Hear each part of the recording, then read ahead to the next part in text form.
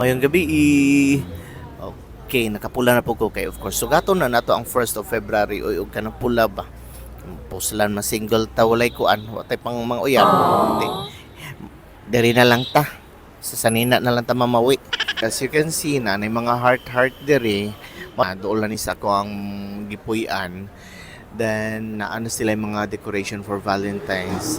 Ang Dubai di ay usa ni siya sa pinaka-diverse nga kuan nga Emirates sa UAE.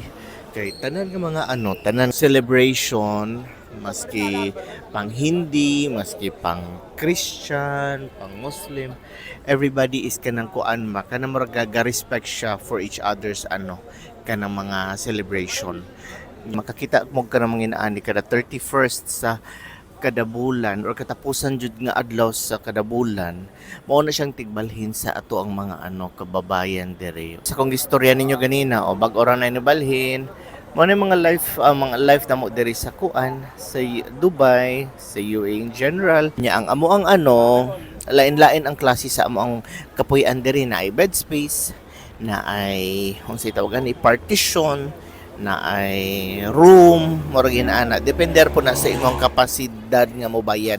So kung nag-save gyud ka maayo, some of the people diri magkuan na gyud partition.